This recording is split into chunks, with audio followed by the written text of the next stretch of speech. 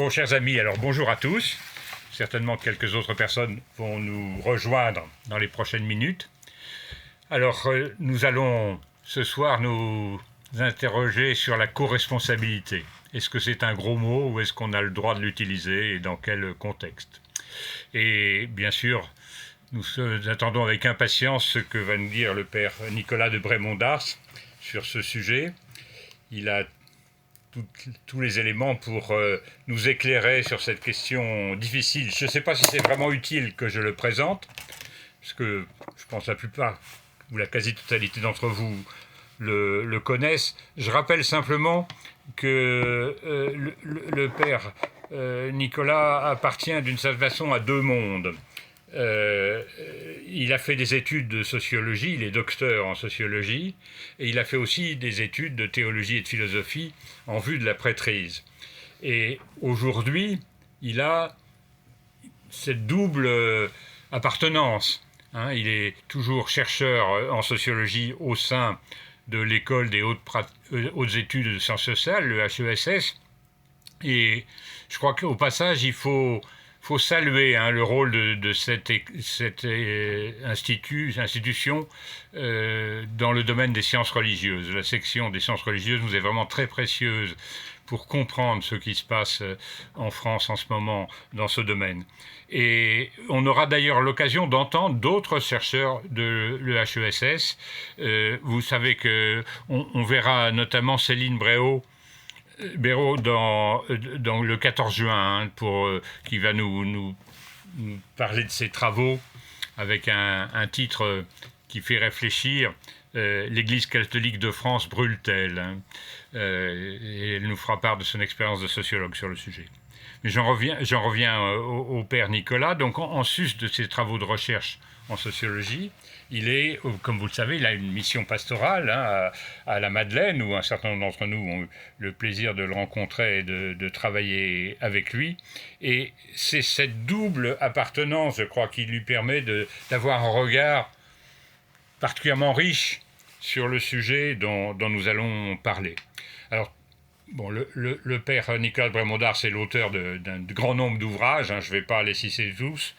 Il y a notamment Catholicisme, zone de fracture, qui est un ouvrage important parce qu'il a déjà presque une dizaine d'années, mais il discerne bien les points qui vont être à la fois des sources de problèmes et peut-être des sources de richesse dans le catholicisme futur.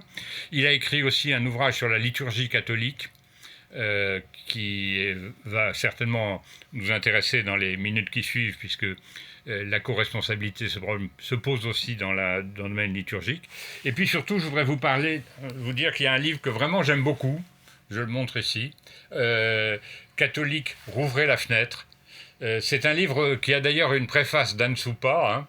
C'est fait à partir de mémoires de prêtres qui ont vécu Vatican II, donc des prêtres maintenant âgés, et qui racontent ce qu'ils ont vécu, et le père Nicolas commente et fait la synthèse à partir de ces entretiens. Et je dois dire, c'est un ouvrage que je trouve à la fois extrêmement émouvant, il y a des belles figures de prêtres qui apparaissent dans ce livre, et en même temps extrêmement instructif sur ce qui s'est passé au cours des dernières décennies. Voilà, en tout cas, nous allons maintenant entendre avec plaisir le père Nicolas de Brémond-d'Ars. Merci beaucoup à tous de votre attention et merci surtout, père, de nous exposer ce qu'il y a lieu de savoir sur ce sujet difficile. Merci. Merci Jean-François. Alors, je rectifie simplement que j'ai été longtemps chercheur, mais depuis 2-3 ans, je ne suis plus rattaché à un laboratoire, au laboratoire qui m'avait accueilli, pour un certain nombre de raisons. Mais ça ne m'empêche pas de continuer à travailler. Alors, ce que je voudrais dire d'abord, c'est que moi, j'ai commencé mon ministère de prêtre dans les paroisses en collaboration. La collaboration, pour moi, prêtre laïque, était une évidence. C'est-à-dire que il n'était pas question que l'on puisse commencer une action sans qu'on soit associés les uns avec les autres. Et ça a été quelque chose de très heureux. c'était dans le conseil pastoral, c'était dans le conseil économique, c'était dans la catéchèse, à tous les niveaux, si vous voulez. Et donc, d'une certaine façon, je suis un petit peu orphelin de cette période-là, puisque depuis au moins une dizaine d'années, la collaboration n'est plus à l'honneur, et dans certains endroits, elle est même complètement battue en brèche. Donc, vous voyez, la question déjà à l'époque que j'avais, c'était de dire, est-ce que le mode de collaboration, la co-responsabilité est efficace? C'est-à-dire, est-ce que les procédures par lesquelles on est en collaboration ou qu'on est en co-responsabilité, puisque c'était même le terme qu'on utilisait, est-ce que cette procédure les procédures étaient efficaces? Alors, j'étais déjà resté en partie sur ma faim. Depuis, j'ai pu rencontrer divers domaines, en particulier dans le domaine des consultants, qui m'ont aidé à prendre du recul sur la manière d'organiser des réunions, la manière d'organiser les responsabilités, etc., etc. Et j'avais en particulier participé à une formation qui s'appelle Chemin d'Humanité. Chemin d'Humanité a été lancé par Monseigneur Albert Rouet et puis des laïcs autour de la famille Mullier, et qui propose à des prêtres de se former à des méthodes, en particulier des méthodes de management, mais pas uniquement à se former à des méthodes, mais aussi se frotter au monde économique et social.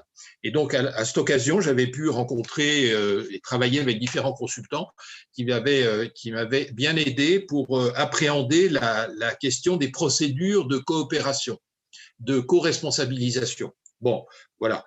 Donc, j'avais un peu avancé. Mais la question, vous voyez, qui se pose et à laquelle je vais essayer de répondre, c'est pourquoi est-ce que depuis une quinzaine d'années, on arrête de collaborer, on arrête la co-responsabilité? C'est ça la question qu'il faut poser. Quand je dis ça, c'est que, par exemple, tel curé qui décide de tout dans la paroisse, et comme m'a dit un jour pour une autre paroisse un de mes amis, il a dit, de toute façon, le curé, tout ce qu'il n'arrive pas à contrôler est rejeté dans les ténèbres extérieures.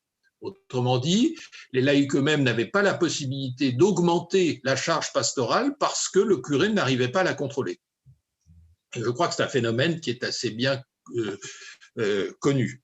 Voilà. Alors, je vais commencer pour essayer de répondre à cette question, pourquoi est-ce que ça s'est arrêté alors que c'était bien en route? Je commencerai par deux explications sur le monde contemporain. Ensuite, je ferai, comme il faut le faire, une reprise historique pour montrer que les problèmes sont en fait enracinés assez loin, et puis j'essaierai de faire un état des lieux pour aujourd'hui. Voilà, plan très classique d'exposition. Alors, premièrement, quelques explications par rapport à aujourd'hui. Dans Catholique, ouvrez la fenêtre, ce livre que Jean-François Bénard vient de vous présenter, en fait, j'avais été très surpris, ça m'a permis de prendre du recul, j'ai été très surpris par tout cet itinéraire de prêtres, dont certains que j'avais bien connus, et dans leur manière de vouloir transférer, et c'est comme ça que je l'interprète aujourd'hui, transférer leur responsabilité ministérielle le plus largement possible à une masse, une foule de laïcs. Et quand on regarde la manière dont ils ont fonctionné, on se dit, ah oui, ces gens-là, moi j'ai connu la fin de ce monde-là, ces gens-là ont voulu en réalité rapprocher le sacerdoce ministériel et le sacerdoce baptismal. Ils ont voulu que, d'une certaine façon, il y ait une interpénétration des deux. Or, c'est ce point-là qui a été un échec. Mais je me suis interrogé pour savoir pourquoi ils avaient voulu ça. Alors, en fait, tous ces prêtres qui ont voulu ce mouvement, certes à la demande des gens, mais c'est aussi parce qu'eux le demandaient et le promouvaient, ces prêtres, en fait, étaient les héritiers d'une France qui était fracturée en la loi de 1905 et les combats laïques autour de la laïcité avaient créé un véritable traumatisme dans l'Église catholique, et au point que vous savez comme moi que dans l'Action catholique ouvrière, dans la JOC, dans les années 30, dans les années 40 et les années 50, on disait qu'il fallait rejoindre la classe ouvrière, il fallait rejoindre les gens dans leur milieu, tout ce vaste mouvement de l'Action catholique, comme si, quelque part, un fossé s'était creusé entre des catholiques pratiquants et toute une masse de la population française qui suivait plutôt la société civile.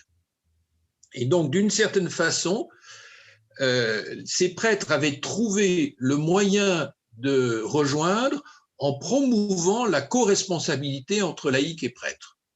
Et je crois qu'il faut un petit peu donc historiciser ce moment de co-responsabilité tel qu'il a existé, qu'il a réellement existé. Le problème, c'est que en faisant ça, ces prêtres n'ont pas pu transférer les pouvoirs sacramentels qui venaient de leur ministère. Alors, ils ont transféré la participation à la liturgie, ils ont transféré la rencontre des gens, ils ont transféré la lecture biblique, ils ont transféré la prière, bien des choses, mais ils se sont heurtés au mur de l'ordination, et d'une certaine façon, ils se sont retrouvés avec cette ordination qui était comme un lieu insurmontable, que la co-responsabilité devait s'accorder, si vous voulez, devait accorder les deux sacerdoces d'une façon à inventer. Alors, le deuxième point que je voudrais souligner pour la période contemporaine, c'est que suite à cette histoire que j'ai relatée un petit peu dans le Catholique Ouvrez la fenêtre, nous avons assisté à ce qu'un spécialiste d'entreprise m'avait fait remarquer, c'est-à-dire à un traumatisme énorme qui atteint le clergé. Il faut savoir quand même qu'on est passé de 48 000 prêtres à 6 000 prêtres ou 10 000 prêtres, ce qui est l'équivalent d'un séisme industriel, et que les prêtres qui sont restés, c'est-à-dire la génération, parce que maintenant on est à peu près dans une zone à peu près horizontale de nombre de prêtres, même si ça diminue parce que les prêtres âgés continuent de mourir, mais au niveau des jeunes, ça se maintient à peu près aux alentours de 5-6 000. Eh bien, il faut savoir que c'est cette génération qui s'est retrouvée là a sur les épaules de façon inconsciente le fardeau de la diminution du clergé. Autrement dit, on reporte sur eux et on a reporté sur eux toutes les espérances du peuple chrétien, puisque, vous le savez, depuis les années, même avant les années 50, ça a toujours existé, mais depuis les années 60, il faut absolument prier pour les vocations parce qu'on manque de prêtres, on n'en a pas tout à fait assez. Et quand on répète ça sur de longues années, ceux qui restent et qui s'engagent savent qu'ils ont un fardeau sur les épaules, le fardeau de représenter tous ceux qui ne se sont pas présentés, ainsi que tous ceux qui ont quitté le ministère. Et il y en a encore aujourd'hui qui quittent le ministère.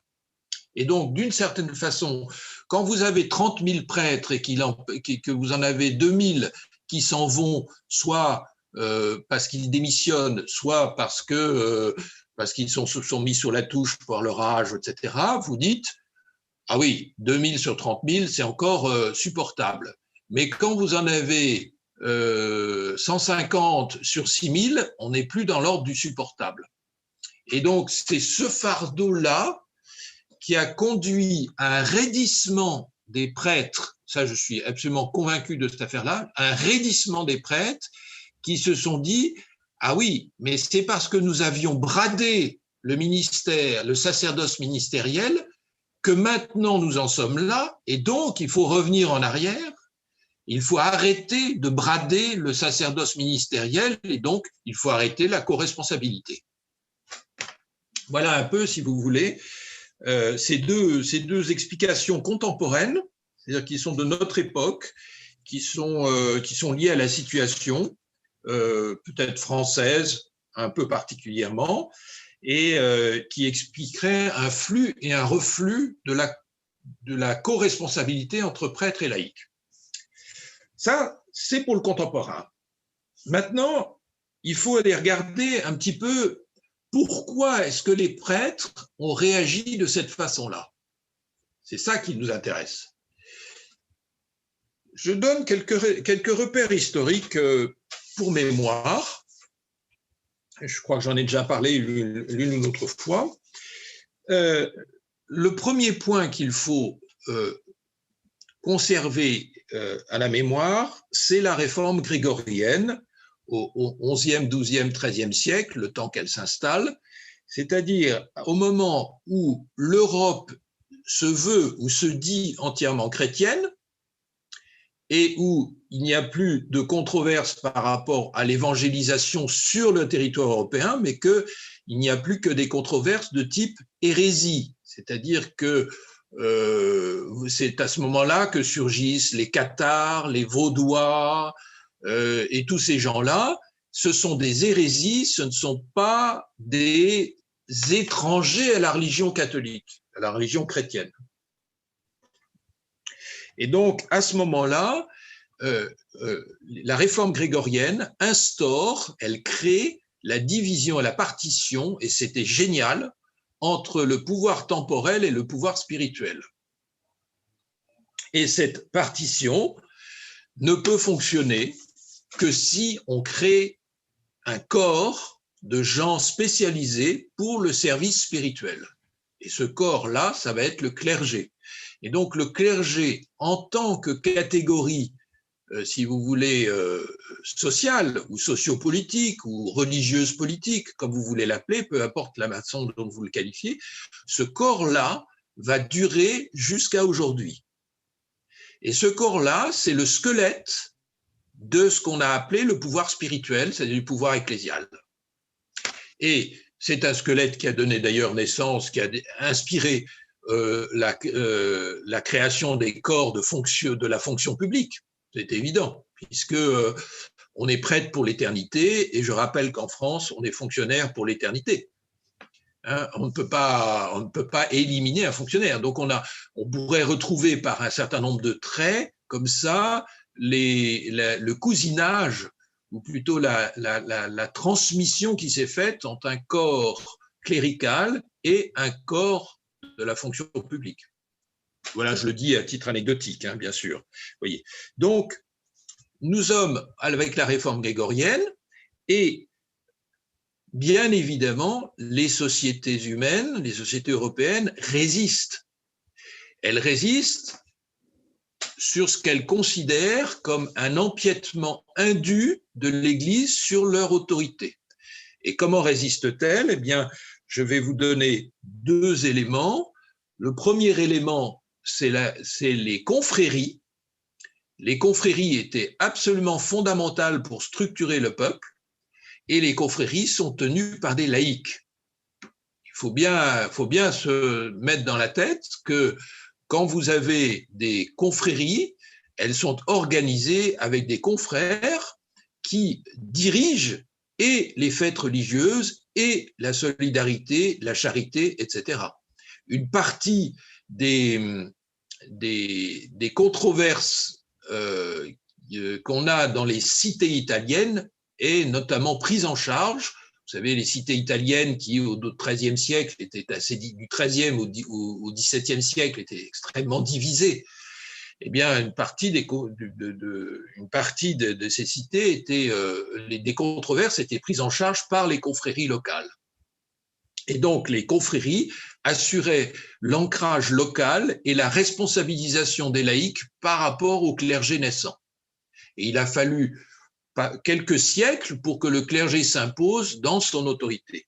Et le deuxième point que je voudrais signaler, c'est qu'au même moment, a commencé une longue querelle qui s'est achevée avec le concile de Latran-V en 1500 et quelques, 1550, je crois, 1552, vous trouvez ça facilement, 1540, avant le concile de Trente, le concile de Latran-V. Et cette crise, cette querelle, c'est la querelle conciliariste. Qu'est-ce qu'elle dit? Elle dit tout simplement que le concile a autorité sur le pape et que donc, quand le pape veut prendre des décisions, il doit s'appuyer sur un concile. Et que le concile a le droit, a autorité sur les décisions du pape. Ce n'est pas, ça a été plus ou moins mis en œuvre, mais la querelle est restée et a trouvé son aboutissement au XVe siècle, plutôt au XVIe siècle, au début du XVIe siècle, notamment avec le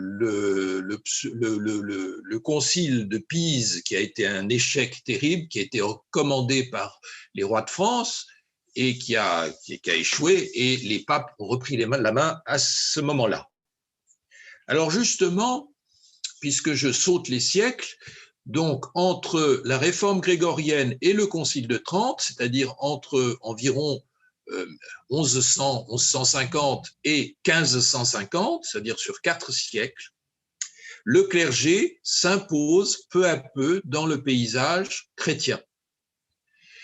Vous savez comme moi que la crise protestante de la Réforme a été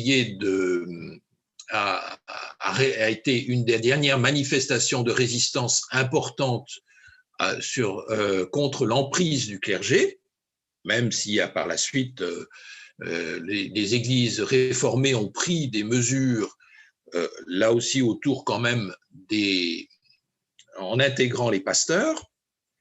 Disons que du côté catholique, la victoire du clergé est totale au Concile de Trente, presque totale. Pourquoi? Parce que entre 1492 et 1550, les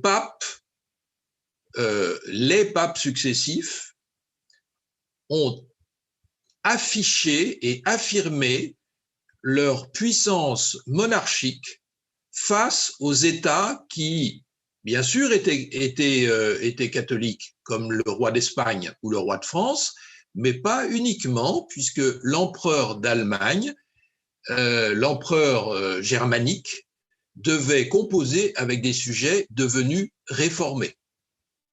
Et donc, l'arbitrage, les guerres d'Italie sont là pour ça, c'est-à-dire les guerres d'Italie sont aussi des guerres dans lesquelles les rois cherchent à imposer au pape les décisions qu'ils voudraient que le pape prenne. Et c'est pas pour rien que le roi de France a convoqué le concile de Pise. C'était justement pour obliger le conciliarisme à l'emporter sur la papauté.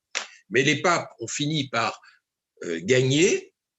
L'histoire est un peu complexe, mais ils ont fini par affirmer leur indépendance et du coup, ils se sont situés en monarchie spirituelle face au pouvoir séculier. Donc nous sommes toujours dans cette optique de la réforme grégorienne, puisqu'il s'agit de séparer le pouvoir spirituel et le pouvoir temporel, mais le pape se pose en monarque régnant sur une armée de clercs. Et le clergé, à ce moment-là, appartient effectivement à cette logique de pouvoir spirituel et ça ne va pas bouger pendant toute la période post-Concile de Trente, puisque au XVIIe siècle, lorsqu'on refonde les prêtres, vous savez, lorsqu'on refond dans une Europe absolument dévastée, dans une France qui était le plus grand pays catholique, eh bien, on recommence en faisant de bons prêtres et de saints prêtres. Et donc, l'architecture générale de l'Église catholique s'organise de façon réaffirmée autour du clergé. Et à cette époque, à la même époque, justement, les confréries que j'avais mentionnées sont mises au pas. Elles sont emportées dans la tourmente des guerres de religion de ce XVIe siècle si brutal. si guerriers, sont emportées là-dedans et elles finiront par devenir des confréries spirituelles et non plus des confréries tenant en partie la dimension de foi chrétienne et la dimension ecclésiale. Voilà pour ce qui se passe.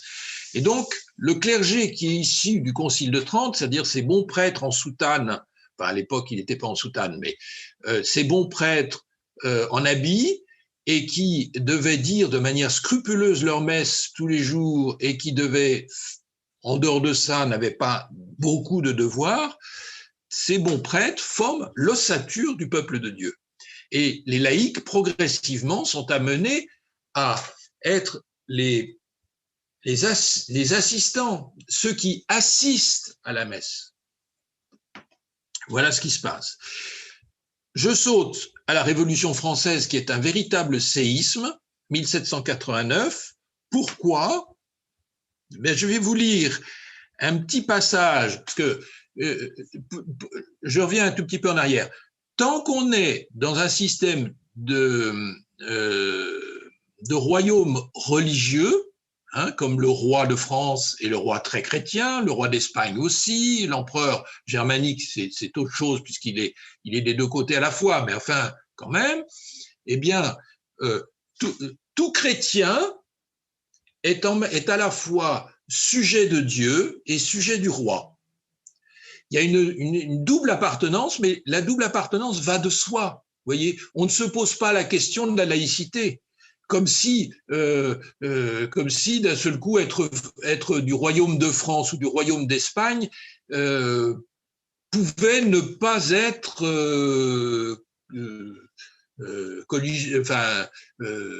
corrélé au fait d'être catholique. Vous voyez, ça c'est très important. Et ce qui fait que les prêtres, le clergé plus exactement, au sens large, parce qu'il n'y a pas que les prêtres, il y a aussi les diacres, les lecteurs, enfin les ordres mineurs, tous les clercs sont à la fois des gens qui participent à la vie ecclésiale et qui participent à la vie du royaume. Pour eux, ça ne fait pas de différence. Ils ont une place civile, puisque en France, vous le savez, c'est un des trois ordres. L'ordre religieux, l'Église, est un des trois ordres de la société. Et donc, ils ont une place dans la société. Et c'est justement ça que 1789 met en cause, puisque en 1789, disons au sortir de la Révolution, au moment où Napoléon va refonder le pays autour de ses réformes, eh bien, le clergé perd tout rôle civil. J'insiste bien sur civil, et je vais vous lire un extrait d'un discours d'un député qui s'appelle Pierre-Paul Royer-Collard en 1825, dans son discours du 12 avril 1825. Je vous cite ce que dit Royer-Collard, et c'est extrêmement pertinent. Il parle des prêtres. Les clercs, dit-il, étaient dans un statut social. Ils ne le sont plus. Avec les richesses accumulées par la piété des siècles, ils ont perdu la vie politique, qui a son principe dans la propriété. Avec la vie politique, ils ont perdu la vie civile.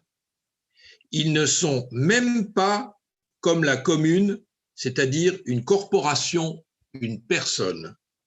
Ainsi que la société elle-même, ils sont dissous en individualité.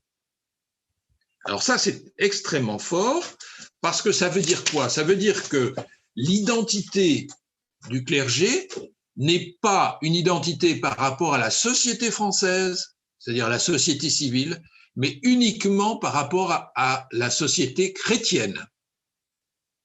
Et le 19e siècle français voit les choses, le fossé, qui est d'abord une lézarde, mais s'agrandir.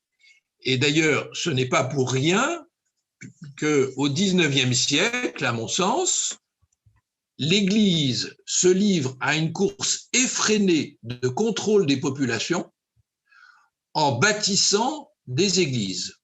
Je vous rappelle qu'au XIXe siècle, on a doublé le nombre d'églises sur le territoire français. Or, quand on double le nombre d'établissements, ça veut dire qu'on cherche à marquer le territoire. Et si on marque le territoire, c'est parce qu'on cherche à encadrer les populations. Et alors, je passe sur les détails de cette affaire-là, mais ce qui est intéressant, c'est qu'à partir de ce moment-là, être prêtre, si vous voulez, ça ne se définit plus par rapport à une position dans la société, mais par rapport à l'interne. Je suis prêtre par rapport aux catholiques. Et c'est à ce moment-là qu'une réforme liturgique de grande ampleur arrive avec Don Guéranger en 1830-1840, et c'est à ce moment-là surtout que le centralisme romain commence, ce qu'on appelle l'ultramontanisme. Et donc le clergé, je passe sur les détails de cette histoire, le clergé devient en quelque sorte l'armée spirituelle du pape. Ça, c'est très fondamental. Qui se conduit toujours comme un monarque vis-à-vis de ses propres troupes, mais bien sûr qui ne peut pas l'être par rapport à des États qui progressivement se laïcisent et surtout prennent énormément de force. Et donc, les catholiques de France, en particulier, se trouvent d'un seul coup divisés à l'intérieur d'eux-mêmes entre appartenance citoyenne, on dirait aujourd'hui, c'est-à-dire civile, ils sont français, membres de l'État français, enfin concitoyens, si vous voulez, et de l'autre, ils sont aussi catholiques, puisque en 1905, on pense que 88% des Français se disent catholiques. Et donc, ils ont les deux identités. Mais ayant les deux identités, ils sont d'une certaine manière contaminés par les idées de démocratie. Le 19e siècle et le 20e siècle sont des luttes pour l'accession des citoyens aux droits considérés comme élémentaires, comme le droit de vote, et pour ne prendre celui-là, et la participation dans les associations aux grandes décisions de la société. Et donc, les catholiques, de par leur double identité, développent une familiarité avec le processus de démocratisation de la société. Quelquefois, ils sont à la pointe, quelquefois, ils sont au frein. Je ne reviens pas là-dessus. Mais ce qui est important, c'est que l'idée que le peuple puisse s'exprimer est désormais au XXe siècle, la première moitié du XXe siècle, est désormais légitime. Or, en face, nous avons un clergé qui, lui, se pense encore sur les modalités du Concile de Trente, c'est-à-dire sur les modalités de l'ossature, du squelette d'une église spirituelle. Et il va bien falloir, et je pense que c'est ça qui se passe, quand j'ai parlé de mes prêtres qui ont livré leur mémoire dans Catholique, ouvrez la fenêtre, je pense que ce qui se passe à ce moment-là, c'est que nous assistons à une volonté de réconciliation entre cette aspiration démocratique qui était chez tous les catholiques, et même s'il y a des résistances chez les maurassiens, même s'il y a des résistances chez les ultra-conservateurs, mais quand même, on ne peut pas ne pas exercer son droit de vote. Eh bien, il y a une espèce de convergence entre cette génération de prêtres qui a été ordonnée après la Première Guerre mondiale, qui ont connu l'action catholique, qui ont participé à l'action catholique en plein développement et qui voulaient rejoindre donc l'aspiration démocratique. Et ce qu'on a appelé co-responsabilité, c'est précisément ce mouvement de clercs qui voulaient recoller citoyenneté française et citoyenneté ecclésiale. Voilà, un petit peu brossé à grands traits l'histoire. Mais vous comprenez bien que si je fais cette histoire-là, c'est parce que tout ça pèse sur la manière de concevoir les prêtres.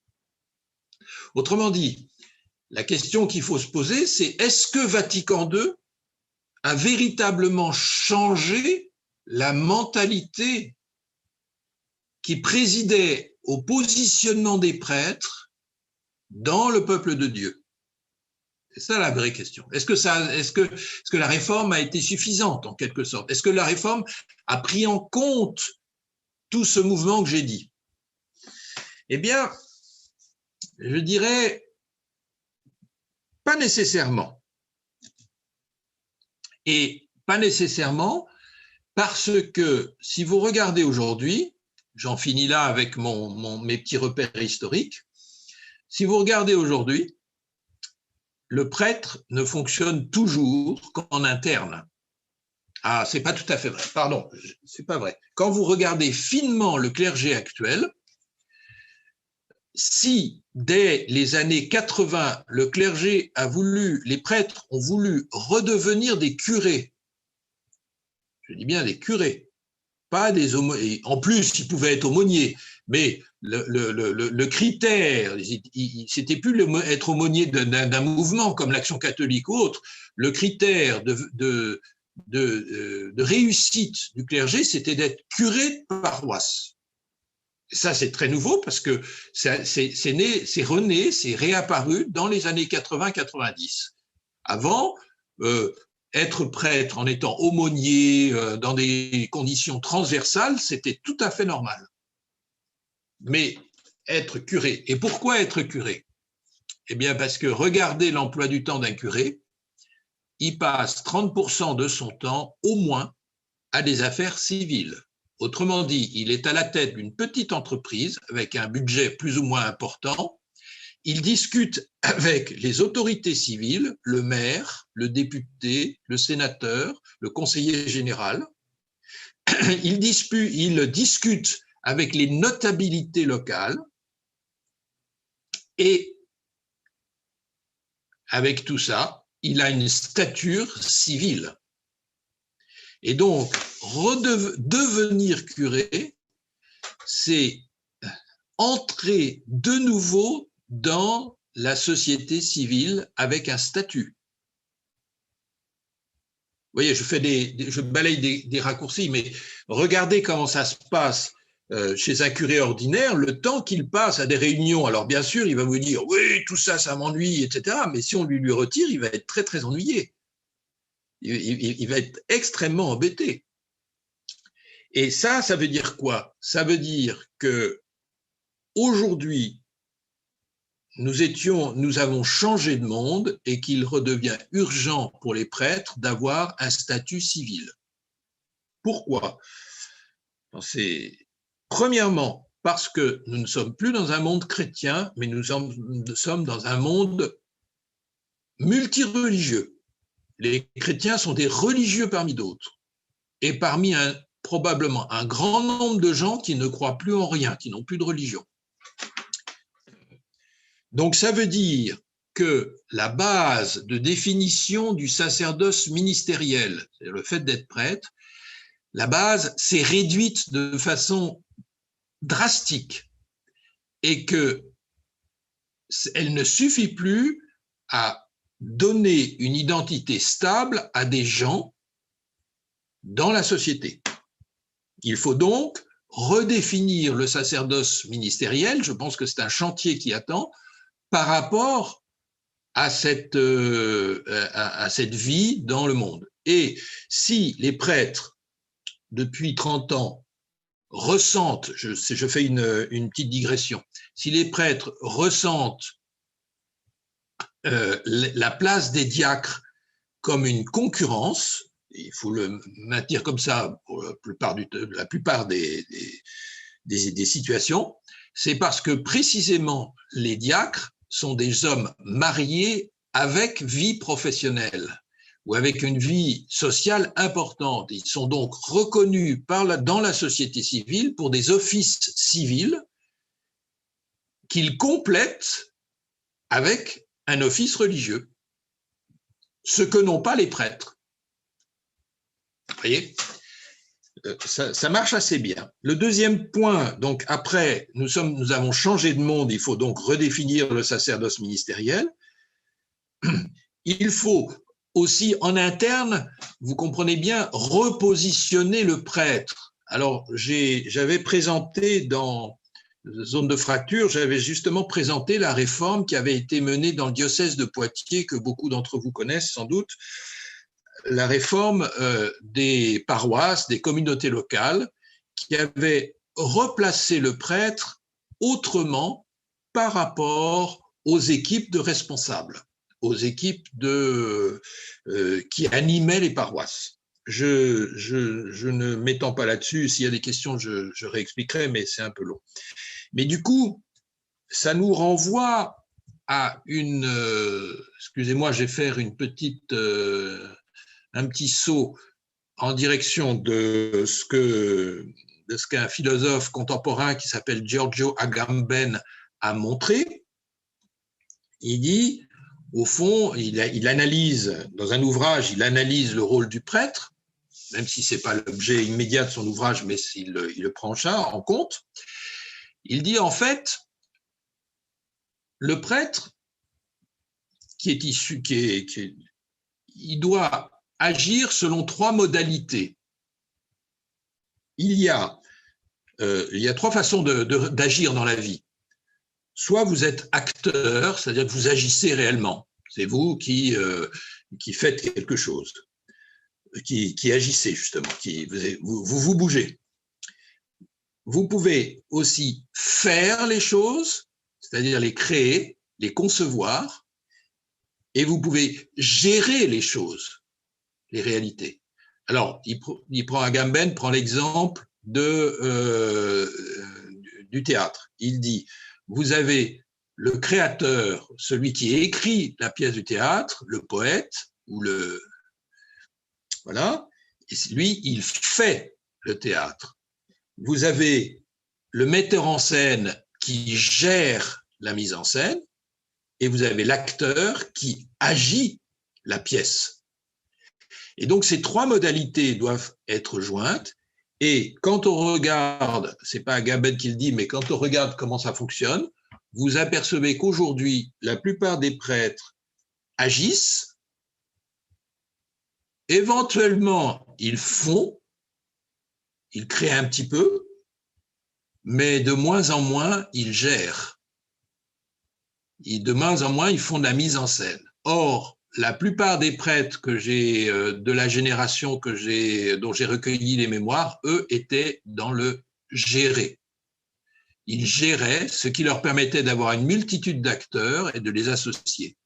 Mais les circonstances étaient différentes. Et à Poitiers, précisément, le monseigneur Rouet avait permis aux prêtres de gérer et non pas de faire ou d'agir. Voilà. Et c'est juste cette distinction que je voulais introduire pour donner une petite clé de lecture supplémentaire. Et le troisième point, alors là, qui est plutôt prospectif. Comment on va vous dire ça ?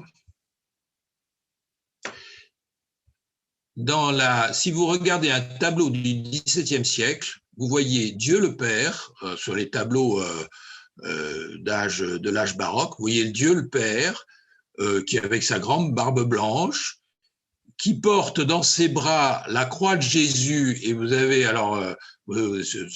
j'en ai dans la tête là, de mémoire. Vous avez Jésus qui est étendu comme ça sur la croix, complètement éploré. Il y a le Père qui soutient tout ça. Et puis vous avez une petite colombe qui plane au-dessus. Voilà. Et ça, c'est la Trinité. Mais ce qui est intéressant, c'est que cette représentation-là nous dit bien que tout vient du Père.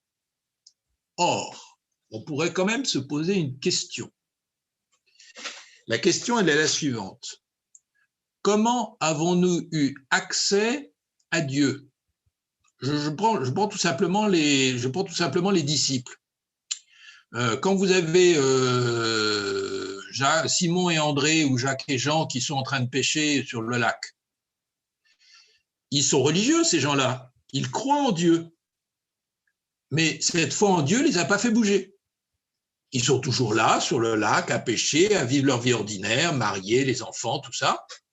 Et d'un seul coup arrive un certain Jésus de Nazareth qui les oblige à bouger.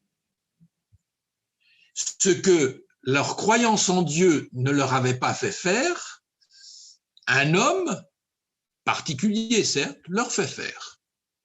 Et d'un seul coup, ils se mettent à la suite de ce Jésus de Nazareth. Alors bien sûr, dans l'histoire, on voit bien que tout ça est ramassé en un récit extrêmement concis. Mais en fait, la question est la suivante. Pour avoir accès à Dieu, est-ce qu'ils ont accès en direct ou est-ce qu'ils ont accès par Jésus, par la suite de Jésus? Et pourquoi est-ce que c'est Jésus qui a favorisé ça, qui a permis cela?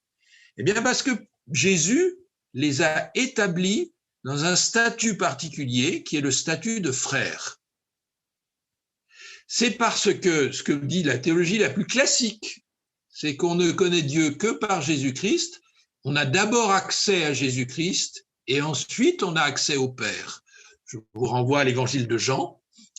C'est parce qu'ils ont suivi Jésus jusqu'au chapitre 13 que Jésus peut se permettre de leur parler du Père au chapitre 17 de l'évangile de Jean.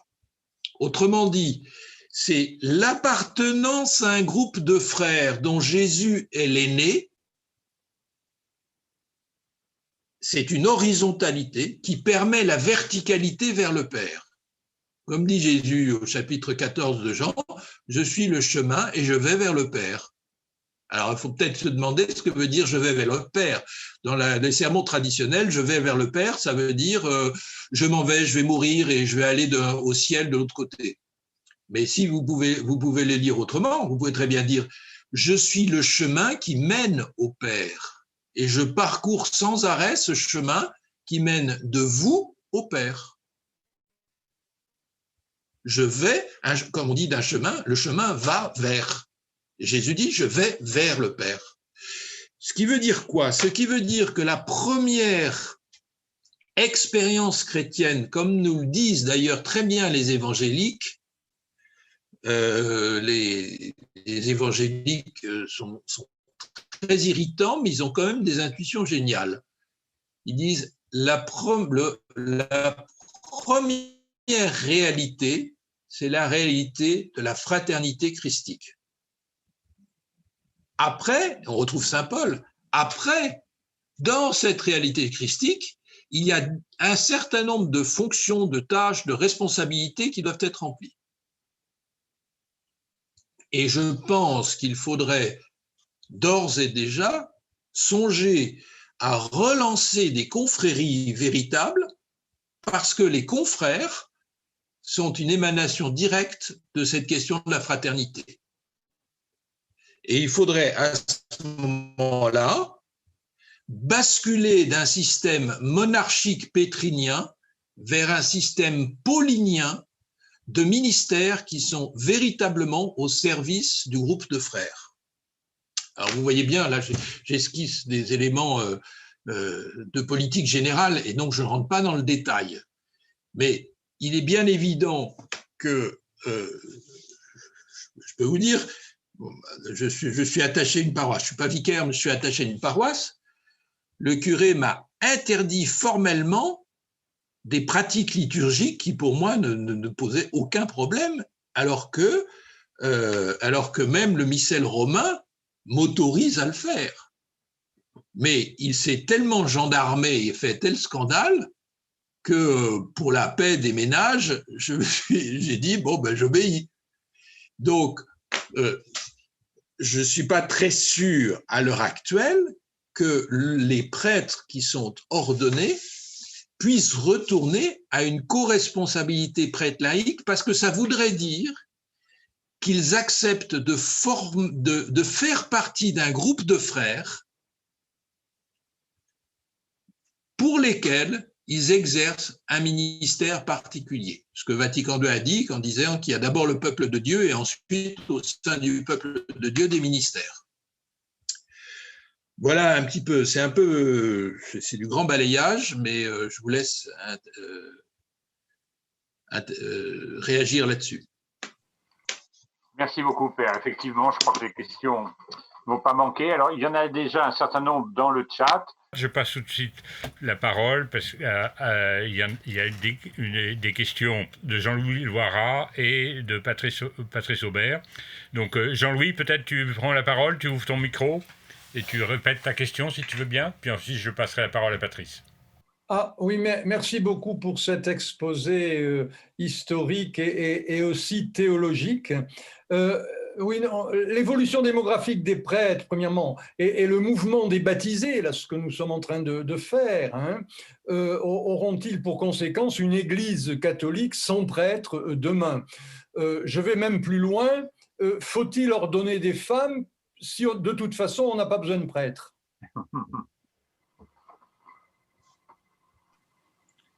Alors, vous avez répondu. S'il n'y a pas besoin de prêtre, il n'y a pas besoin de prêtre ordonné.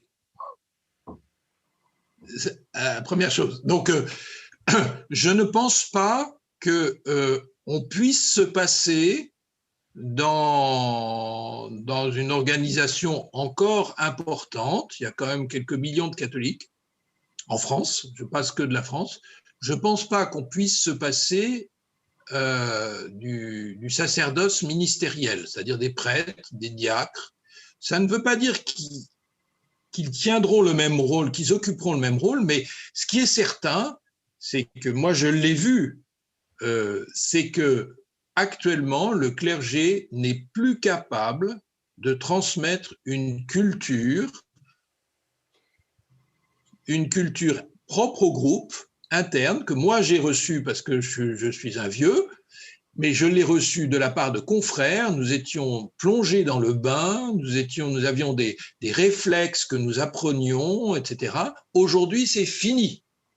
Donc, nous avons une série d'individualités qui agissent sans tenir compte de la continuité de l'histoire, donc qui font des ruptures, ou alors qui sont organisés en groupes de pression affinitaire, c'est-à-dire en groupes qui ont une politique et qui veulent absolument l'appliquer. Voilà. Alors, donc je pense qu'il faut, c'est pour ça que je dis qu'il faut revisiter le sacerdoce ministériel, et je prends appui sur saint Paul dans la première aux Corinthiens, parce que je pense que le système monarchique actuel est périmé. Mais ce n'est pas nous qui allons le faire. Par contre, ce que nous pouvons faire, c'est redéployer en retravaillant la spiritualité des confréries. D'accord.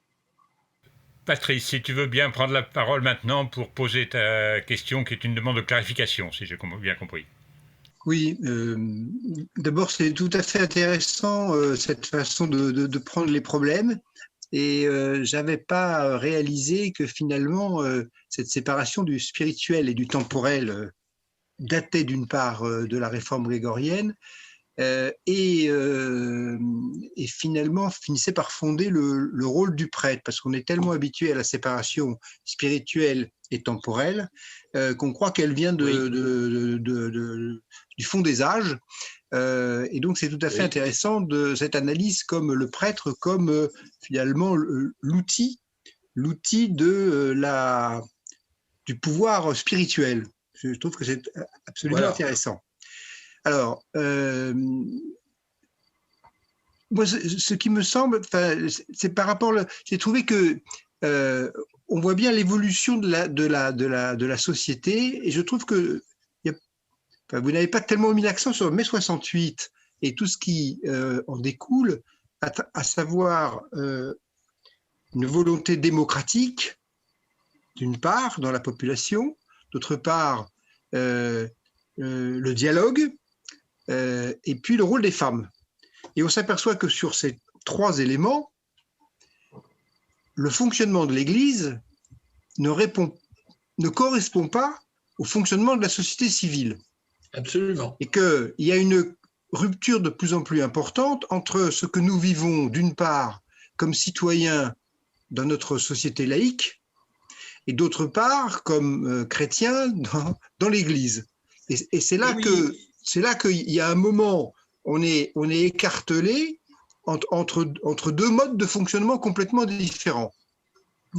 Alors, j'ai pas bien compris le faire, l'agir et le gérer du théologien au nom espagnol, hein, parce que ça nous oblige effectivement à moi, la question qui me semble, c'est comment peut-on se retrouver en adéquation dans l'Église par rapport à en quelque sorte à la devise républicaine, hein, liberté, égalité, fraternité, hein, et à l'égalité homme-femme. Comment peut-on retrouver ces trois dimensions tout en gardant et sans doute en modifiant le rôle du prêtre? Voilà. Alors, merci Patrice. Je n'ai pas abordé cette question, mais la divergence entre, je l'avais déjà parlé à l'Assemblée générale, la divergence entre la société française et la société ecclésiastique est de plus en plus flagrante. Donc, c'est une évidence, c'est dramatique d'ailleurs, mais ça affecte, je dirais, ça crée un fossé entre les catholiques pratiquants et les catholiques non pratiquants. C'est-à-dire qu'il y a le rapport entre catholiques pratiquants et catholiques non pratiquants doit être, je sais pas, on a 2,5% de pratiques régulières et il doit y avoir encore 45% de catholiques. Donc c'est colossal la différence. Et c'est sûr que la divergence de valeurs entre les deux sociétés, société civile et société religieuse, accroît, fragilise directement cet aspect-là. D'autant que, comme je l'ai écrit dans l'article qui a été publié sur le CCBF, les pratiquants sont d'abord ceux qui se tiennent autour du clergé. Donc ils sont partisans du clergé. Alors du coup, mais ce n'était pas l'objectif. Effectivement, ça marginalise encore un peu plus et ça fragilise encore un peu plus le clergé qui se voit de plus en plus en décalage par rapport à la société civile. C'est bien pour ça que je pense qu'il faut repartir sur la question des confréries, parce qu'une confrérie a des lettres de noblesse au niveau de la spiritualité, parce qu'une confrérie, alors quand je dis confrérie, sachons qu'il y a des mouvements qui existent. Si vous prenez les scouts et guides de France, je pense qu'ils ne seraient pas d'accord pour vous dire qu'ils sont une confrérie, mais à mon sens, ils sont une confrérie moderne. Et vous avez des groupes comme ça qui ont décidé que le clergé était utile, mais qui n'était pas aux commandes. Vous avez par exemple les patrons chrétiens, où le clergé est soigneusement tenu à l'écart des décisions générales. Donc le clergé joue un rôle d'accompagnement, d'aumônier, mais ne joue pas un rôle directeur dans les orientations de la confrérie, etc., etc. Et donc ça, on pourrait très très bien le faire. Ça ne marginalise pas les prêtres, ça les replace, ça les renvoie à ce qu'ils sont, c'est-à-dire ils ont un travail essentiellement de type liturgique, c'est-à-dire interne, mais pour l'instant, peu d'entre eux sont capables d'avoir une insertion dans la société civile. Je passe maintenant la parole à Bernadette qui voudrait poser une question sur les préconisations du Père Moins. Bernadette, vous avez la parole. Oui, bonjour. Je voulais savoir si en fait ce que vous préconisez est assez proche, excusez-moi, voilà, assez proche de ce que recommandait en fait Joseph Moins en s'organisant en petites communautés de frères et dans lequel effectivement il y a bien une place pour le prêtre, mais dont une des missions est de faire l'unité avec d'autres fraternités et l'évêque fait la communion de l'Église. C'est-à-dire, est-ce que c'est un peu ce modèle-là? On voit que du coup, c'est plus proche. Oui, alors je pense que ça pourrait être ce modèle-là, mais je crois qu'il faudra c'est pas encore fait, aller un peu plus loin, c'est-à-dire poser la question de qui assure la communion. Parce que dans le système paulinien, on voit très bien que les gens circulent d'un endroit à l'autre, mais il n'est pas question de clergé. Évidemment, à cette époque-là, il n'est pas question de ministère, il est question d'annoncer l'évangile et d'y aller toujours en groupe. Donc, il y a des visiteurs, voilà. Et donc, je ne suis pas du tout certain que, je pense que de toute façon, il va falloir que les prêtres et les évêques, en tout particulier en France, réinventent complètement leur ministère. Mais à terme, hein, je ne dis pas que ça doit se faire demain. Et par contre, dans l'état actuel des choses, la co-responsabilité va être… les confréries ne se posent pas la question de la co-responsabilité parce qu'au fond, elles vivent une vie chrétienne, comme dirait, comment il s'appelle, Christophe Théobald, une théologie de la vie chrétienne ordinaire. Voilà. Et la confrérie fait une vie chrétienne ordinaire, indépendamment de la participation liturgique. Merci. Gabriela, maintenant, qui souhaite que vous précisiez ce que les recommandations que votre curé vous a faites en matière liturgique, si je comprends bien. Gabriela, vous avez la parole. Gabriela. Je peux répondre très vite. Hein. Oui.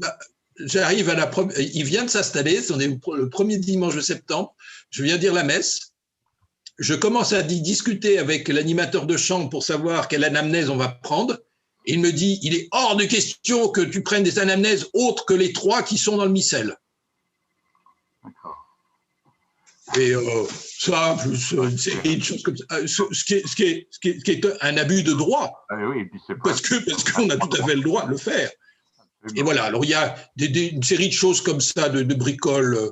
Alors du coup, je lui ai dit, puisque c'est toi qui préside, je m'en vais et je suis parti et je l'ai planté pour qu'il puisse célébrer la messe tout seul.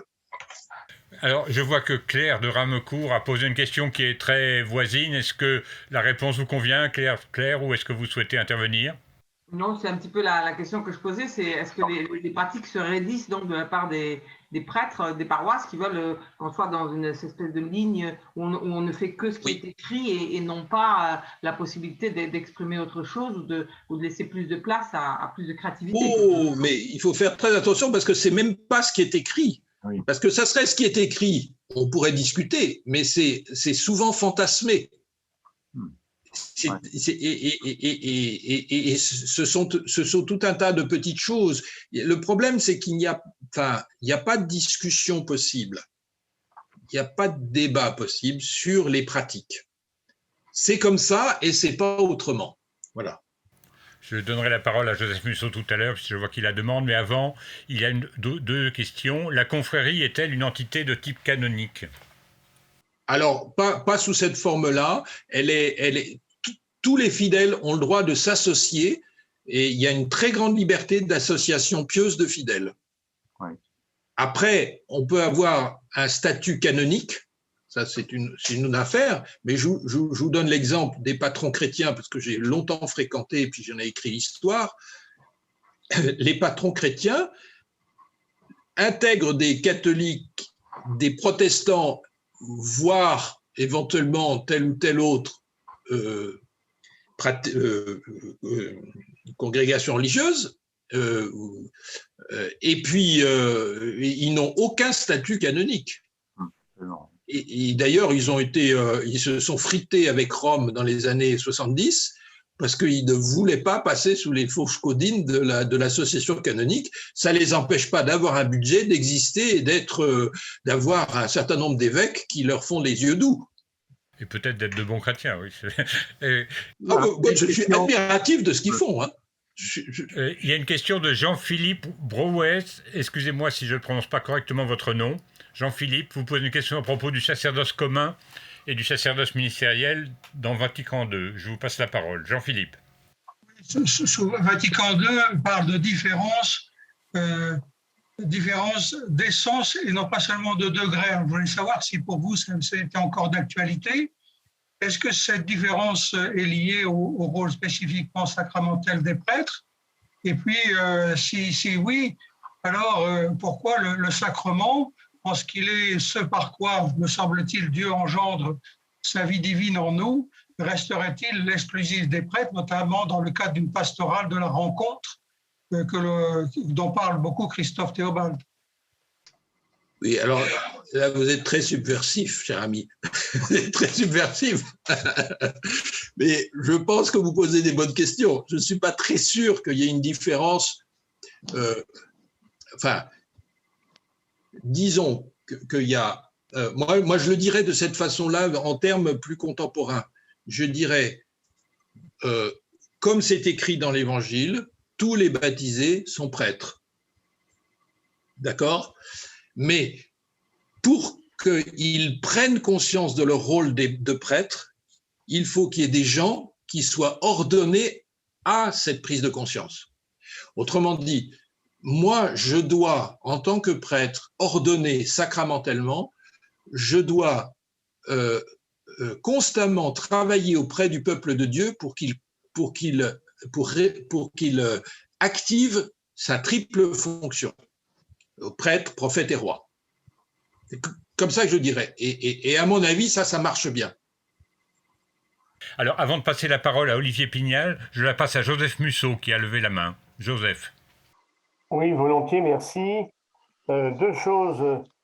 Je suis un peu surpris, bien sûr, de la référence que vous faites aux confréries, parce que pour moi, les confréries ont une image très particulière, assez désuète, où il y a beaucoup d'entre-soi, beaucoup de ritualité. J'ai vu un peu les confréries en Corse, notamment, où je n'ai pas envie du tout de recréer à Versailles ou en Vendée des confréries de ce type-là. Bon, donc, le mot est chargé et je pense qu'il est chargé pas toujours très positivement. C'est ma première remarque. La deuxième, vous faites référence aux EDC. Moi, il se trouve que j'ai appartenu pendant 15-20 ans à une équipe des EDC. Bon, alors il y avait quelque chose de très important, c'est les congrès. Parce que là, on se rassemblait. Mais autrement, les petites équipes de décès, en plus, à Paris, c'était des équipes spécialisées. Il y avait ces banques. On se retrouvait qu'entre banquiers. Et il y avait, je crois, beaucoup d'entre-soi aussi dans ce modèle EDC. Et il y avait un aumônier, je trouve que c'était un homme éminent, mais il occupait une place de plus de 50% dans les temps de parole. Autrement dit, le clergé peut retrouver au sein d'assemblées de ce type une place déterminante. C'était Bruno Gollnisch. Mais bon, voilà, pendant 15 ans, j'ai eu Bruno qui était très passionnant, mais qui faisait l'essentiel du dialogue et des questions et des réponses. Voilà. Alors, toute confrérie a ses pathologies. Toute confrérie a ses pathologies. Donc, c'est pas parce qu'il y a une forme sociale donnée ou politique donnée qu'elle n'est pas soumise aux mêmes perturbations que toutes. Donc ça, c'est un problème. Moi, je me souviens d'une équipe de patrons chrétiens des EDC qui avaient choisi un mauvais aumônier, enfin ils considéraient, donc au bout de 2 ans, ils sont venus me voir en me disant comment on peut faire pour s'en débarrasser. J'ai dit c'est vous qui l'avez choisi, c'est à vous de vous débrouiller. Donc voilà, bon. Alors, mais ça arrive, hein, qu'est-ce que vous voulez. Alors, par contre, effectivement, je parle de confréries, mais l'image que nous en avons, ce sont des confréries qui sont des queues de comète. C'est le problème, c'est qu'il faut les appeler autrement. C'est pour ça que ça ne s'appellera pas confrérie. Il faut les appeler autrement. Mais je pense qu'il faudrait aller bien regarder dans cette période moyenâgeuse qui est décriée, qui n'est justement pas moyenâgeuse, qui est médiévale, comment les confréries ont permis une vitalité incroyable de la société ordinaire. Et en particulier, les fêtes des confréries, les banquets, la solidarité, ce qu'a repris la conférence Saint-Vincent-de-Paul, hein, des choses comme ça. Et je pense que là-dessus, on aurait, ça serait intéressant de repartir sur cette dimension-là. Mais voilà, il faut le moderniser, c'est évident. Alors, Olivier Pignal a justement posé une question. Bon, après les pathologies. Dans les confréries. Olivier Pignal, vous avez la parole. Oui, bonjour. Je pense que effectivement les mouvements, mais tous, hein, aussi bien les jeunes que les vieux, les mouvements de charité, de spiritualité, sont en quelque sorte l'avenir de l'Église. C'est par eux que l'avenir de l'Église passera. Moi, j'étais pendant 20 ans aux EDC, donc j'ai une petite expérience de choses qui marchent. Par contre, ça m'est arrivé de déménager. Et quand on arrive quelque part, qu'est-ce qu'on fait quand on a des enfants, hein, on est engagé dans rien. On va frapper à la porte d'une paroisse. on ne peut pas frapper à la porte d'un mouvement comme ça ou d'une confrérie qui a pas pignon sur rue. Alors qu'on va à l'église, on rentre dans l'église, on voit un numéro au téléphone pour dire bah, je suis là, on a besoin de services pour le caté, pour des tas de choses, et puis on s'engage très vite parce que on est tout de suite intégré à la communauté. Donc il ne faut pas tout casser. Alors, je suis tout à fait d'accord. Je pense qu'il ne faut pas tout à fait casser, mais évidemment, quand je dis confrérie, ça suppose, je ne l'ai pas dit, mais que la paroisse change de modèle complètement. C'est-à-dire que, d'abord, je ne sais pas si vous avez entendu, samedi matin, il y avait un débat organisé par Paul Zelich et la CCBF. Alphonse Borras, le canoniste, a dit qu'il fallait mettre des bureaux des plaintes dans les paroisses, dans toutes les paroisses et diocèses, ce qui me paraît très, très intéressant. Mais je pense, pourquoi? Parce qu'il faut gérer le conflit, et les conflits existent.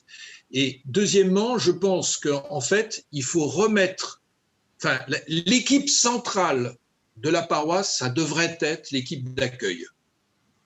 Parce que c'est elle qui devrait dispatcher, exactement comme au patron chrétien, il y avait des gens qui étaient là pour accueillir, c'était des référents, et qui après orientaient quand il y a des individus qui arrivaient et qui voulaient participer.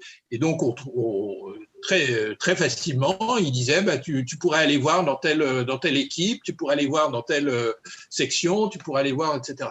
Et je pense que l'équipe d'accueil devrait être le pivot d'une paroisse complètement renouvelée. Parce qu'elle oriente justement, l'équipe d'accueil, elle dispatche, elle oriente, elle entend les demandes. Quand vous entrez dans une église évangélique, vous avez tout de suite quelqu'un qui vient vous voir. Il n'y a pas ça chez les catholiques. Hein. Non. Vous entrez, vous pouvez rester 6 mois dans la même église, dans tous les dimanches, il n'y a pas quelqu'un qui vous adressera la parole. Hein. Ouais. Enfin, ça dépend où, mais globalement, c'est comme ça. Je vois qu'Elisabeth Perve, je ne sais pas comment ça se prononce, excusez-moi quand je ton nom. Elisabeth, donc vous avez la parole. Oui, c'est Pervès mon nom. Bon. Moi, c'est très terre à terre ma question. Je suis en banlieue sud, comme Jean-Louis Loirat, dans l'Essonne. Et je ne sais pas si c'est partout pareil, mais il y a énormément de prêtres africains. C'est-à-dire que pour pallier le manque, et j'avais mis dans ma question manque entre guillemets, on fait venir des gens d'ailleurs, et alors eux, le principe Vatican II, démocratie, dialogue, rien du tout. Et je trouve qu'on ferait beaucoup mieux, en effet, d'avoir une co-responsabilité avec les laïcs que de dire il faut des prêtres, et les faire venir d'ailleurs. Alors, bon, qu'est-ce que vous en pensez de cette venue d'ailleurs, de gens qui… Moi, je pense d'abord, Albert Rouet, Monseigneur Rouet, quand il avait fait la réforme des communautés locales à Poitiers, avait dit on a bien assez de prêtres pour le nombre de communautés locales que nous avons. Donc, il n'y avait pas besoin d'en importer, de faire de l'immigration. Et donc, je suis tout à fait d'accord avec vous. Et alors, le drame, ce que vous n'avez pas vu, parce que moi, je le vis de l'intérieur, c'est que non seulement les prêtres, effectivement, mais ça, je dirais, il y a des prêtres français qui sont pas très commodes non plus, c'est normal. Mais par contre, ils ont une culture commune, la culture française. On a des références communes. Alors que là, on se trouve avec des prêtres qui n'ont aucune référence avec les autres prêtres. Et alors, quand vous avez plus de 50% du clergé qui vient d'ailleurs, il n'y a absolument plus aucune culture commune possible. C'est pour ça que je dis qu'actuellement, le clergé est mort parce qu'il ne transmet même pas une culture en interne. Il ne transmet rien. Michel Louvet souhaite vous interroger sur les mouvements d'église. Sont-ils tous des confréries? Reposez votre question, je l'ai mal formulée. Michel Louvet. Oh, oui, bonjour. Oui, donc simplement, c'est pour mieux comprendre ce que c'est qu'une confrérie. Peut-on dire que tout mouvement, dans la mesure peut-être où il est dirigé par des laïcs, à ce moment-là, il est une confrérie? Est-ce que les mouvements d'action catholique sont des confréries? Alors, je dirais pas suffisamment. D'abord, bien sûr, les confréries, quand elles étaient créées soit sur des problématiques de quartier, c'est-à-dire la confrérie du quartier, avec un saint patron, je parle des temps anciens, soit sur des problématiques professionnelles, la confrérie des bouchers, la confrérie, etc. Mais comme à l'époque, il n'y avait pas de distinction entre être, je dirais, de la ville, être parisien et être catholique, il n'y avait pas de distinction, donc c'est normal qu'on puisse faire ça. Mais il y a toujours un saint patron, il y a toujours des exercices de piété, il y a toujours de la solidarité et de la charité organisée. Et éventuellement, après, il peut se greffer d'autres choses. À l'époque, il n'y avait pas de catéchèse. La catéchèse, c'est le Concile de Trente. Donc, il y avait on intronisait les nouveaux, on les socialisait, il y avait on organisait des mouvements publics, des processions, il y avait des jours de congés propres, il y avait des banquets confraternels, etc. Donc il y avait, je dirais, on prenait les aspects de la vie ordinaire et on adjoignait de la prière, de la vie spirituelle. Il pouvait y avoir des prédications, il pouvait y avoir des processions pour un pèlerinage ou des choses comme ça. Donc, je dis pas qu'il faut refaire la même chose, mais il faut tenir compte au moins de ces dimensions. C'est premièrement de la prière, enfin de la vie spirituelle en tout cas, ça peut prendre plusieurs formes, hein, et en tout cas de la solidarité et de la charité. Et de la vie commune, alors en fait c'est les banquets qui faisaient ça. Alors après, l'action catholique a, selon les époques et selon les lieux, a plus ou moins marché comme ça. Mais la grande erreur, ça a été de faire des réunions dans lesquelles, des grandes réunions d'ensemble, dans lesquelles il n'y avait pas de repas fraternel. Donc, je pense que dans un certain nombre de cas, je prends les patrons chrétiens parce que je les ai bien connus, je pense qu'on peut dire que c'est une confrérie. Il leur manque un saint patron, ça c'est clair. Il leur manque une piste spirituelle particulière parce qu'elle n'est pas élaborée, mais elle existe. C'est-à-dire il y a un véritable travail spirituel qui se fait là, même s'il n'est pas élaboré, même avec les nouvelles brochures que j'ai reçues, ça commence à s'élaborer, mais ça ne l'est pas encore. Alors, Michel Louvet a posé une autre question factuelle. Les communautés du diocèse de Poitiers mises en place par Monseigneur Rouet sont-elles encore en place? Alors ça, je ne peux pas vous dire. Il y avait un décret de son successeur en 2012 qui signait plus ou moins la fin de ces communautés, mais on m'a dit, mais je ne suis pas allé enquêter sur place, on m'a dit que finalement il était revenu sur sa décision, donc il y avait toujours des communautés locales. Mais je ne peux pas vous en parler, il y a longtemps que je ne suis pas allé là-bas. Alors Bernadette pose une question, elle est à propos du centre pastoral Saint-Méry, un sujet évidemment d'une actualité brûlante et douloureuse. Bernadette, est-ce que vous voulez poser votre question? Finalement, en vous entendant, est-ce que le centre pastoral était comme une confrérie? Parce qu'on n'a jamais eu de statut clair et ça posait un problème par rapport à la paroisse colocalisée. Non, ça n'est pas une confrérie dans la mesure où il n'y avait pas une spiritualité particulière qui rassemblait les gens. C'était une expérience d'église, c'est-à-dire que ce n'est pas du tout la même chose. D'accord, ok, merci. Ok. Alors, moi, je voudrais poser une question sur un aspect particulier de la co-responsabilité, c'est la co-responsabilité incluant les femmes. Parce qu'il me semble que certains prêtres ont eu de vraies difficultés à s'adresser aux femmes et que du coup, ça rend complètement impossible toute co-responsabilité. Comment réagissez-vous en tant que sociologue par rapport à ça? Attendez, je vais vous raconter. Vous savez que le cardinal Lustiger recevait les séminaristes une fois par an, puis il recevait les jeunes prêtres qui étaient nommés depuis 2-3 ans. Ça date des années début des années 90. Et c'était Monseigneur d'Ornelas, qui était à l'époque encore au diocèse de Paris, qui participait au déjeuner puisqu'il était responsable de la formation. Et alors, à un déjeuner qu'on m'a raconté, ils étaient 7-8. Et alors, il y a un jeune prêtre qui dit, ben voilà, oui, ça se passe bien, mais bon, je me pose la question parce que voilà, avec les femmes, c'est pas toujours facile en paroisse de manœuvrer comme ça. Bon, très bien. Le deuxième prend la parole et il dit, oui, alors je voudrais dire, bon, je fais du caté, tout ça. Il répond aussi aux questions de Monseigneur Lustiger. Il dit au catéchisme, mais alors il y a des femmes, mais alors c'est pas facile. Alors il paraît que Lustiger commençait à bouillir et qu'il y en a un troisième qui a dit la même chose. Donc sur 7 ou 8, ça commençait à faire beaucoup. Donc de fait, c'est ça. De fait, c'est ça. Il y a des femmes, des amis me racontent que quand elles saluent le prêtre, ils ne les regardent pas dans les yeux. Voilà. Là, pour ça, moi, je vous renvoie tout simplement au livre de Frédéric Martel, Sodoma, où il montre bien qu'il y a quelques petits problèmes. On ne va pas évoquer ici, mais qu'il y a des problèmes d'orientation qui font que, voilà.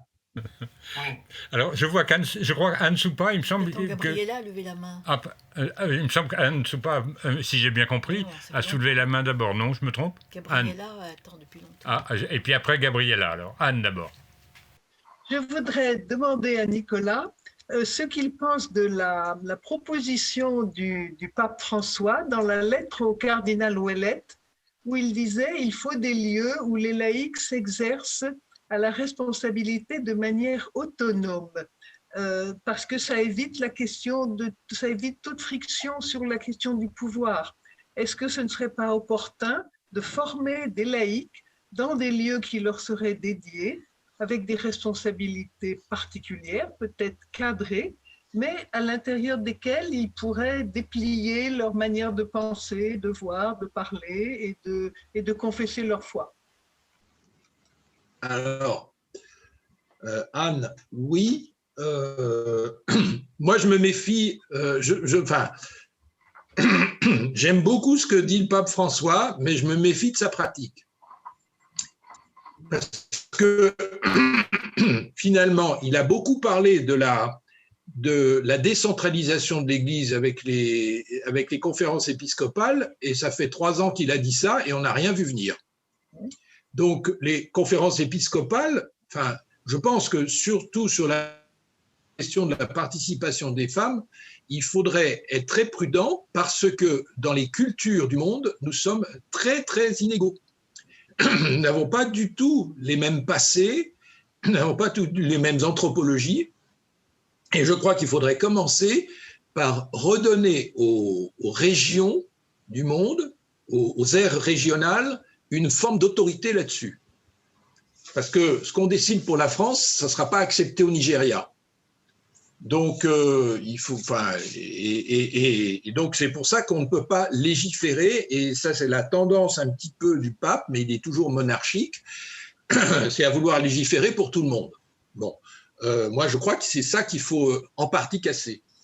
Et après, il me semble qu'il y a énormément de femmes qui ont des responsabilités dans la vie civile, des responsabilités qui sont hors pair, qui sont vraiment en faisant preuve de compétences remarquables. Je ne vois pas pourquoi elles auraient besoin d'une formation supplémentaire. Mais Nicolas, je ne parlais pas des femmes, je parlais des laïcs. Oui, mais les laïcs, pareil.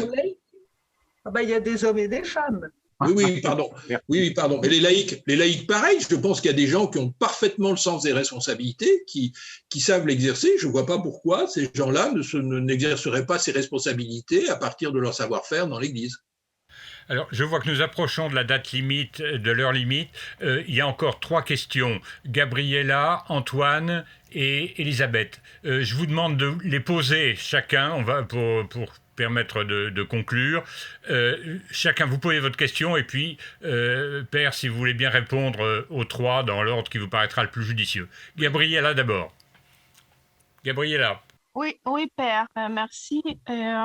C'est un complément pour ce qu'Anne a dit concernant le Vatican, mais moi, je me place du côté ou du secteur Laudato Si, Oui. parce que je ne vois pas du tout comment est-ce que l'application est faite. Vous dites que le discours est là, mais la mise en œuvre n'est pas là. Donc, qu'est-ce qui bloque pour que sur le terrain soit appliqué? Parce que je vous dis encore, je le constate sur Laudato Si, c'est très bien expliqué, l'instruction est là, les vidéos, les papiers, l'encyclique, mais ici sur le terrain, non.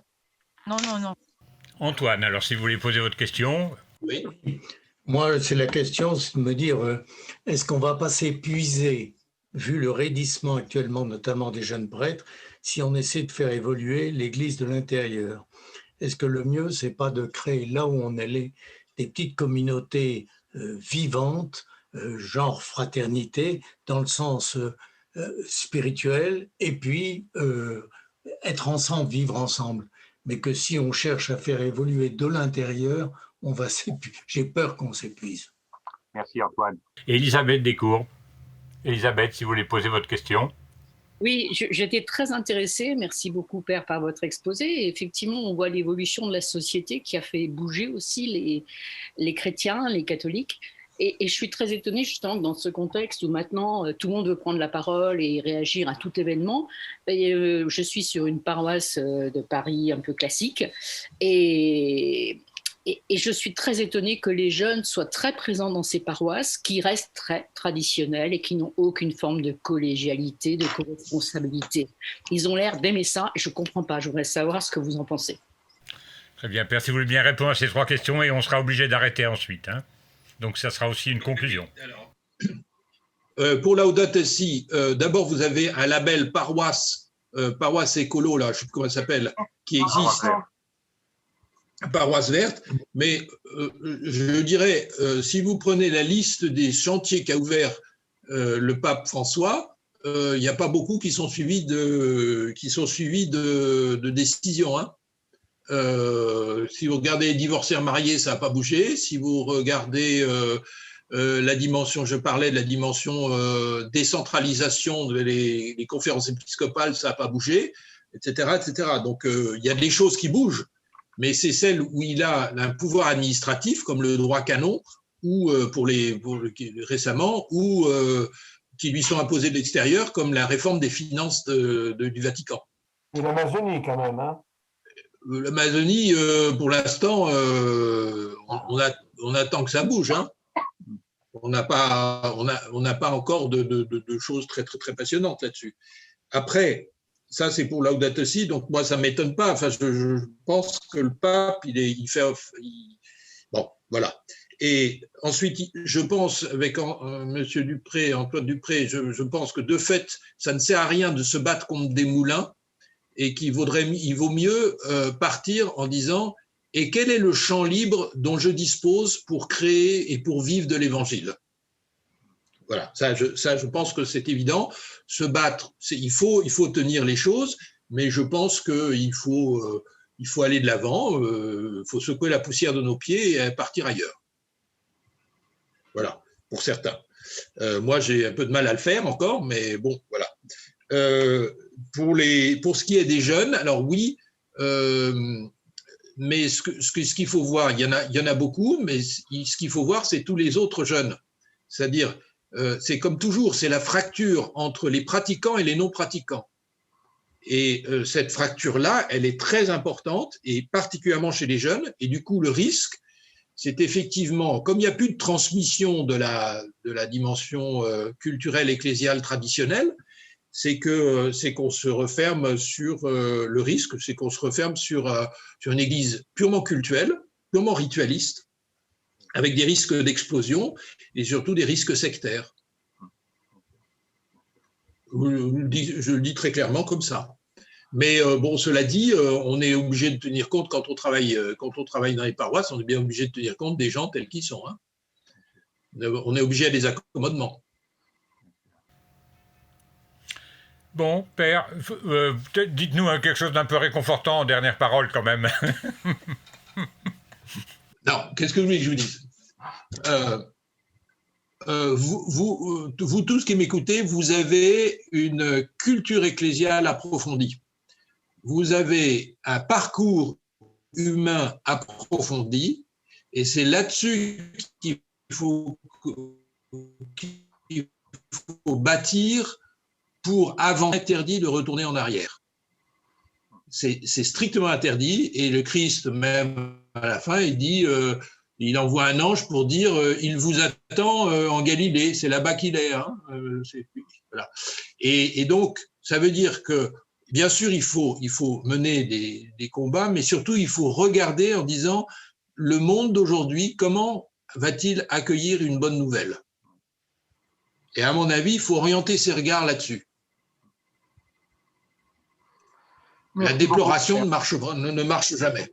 Bon, il y a encore plein de questions, on pourrait débattre, mais je crois qu'il est sage d'arrêter il est même plus de 20 heures, donc on a dépassé, je suis un mauvais organisateur, je vous prie de m'excuser. Et en tout cas, je crois que tout le monde vous remercie, Père, vraiment très chaleureusement. C'est vraiment un plaisir de vous entendre. Et quand même, je vous souhaite donc à tous une bonne soirée, et à vous, Père, en tout particulièrement. Merci. Merci de votre participation à tous. Hein.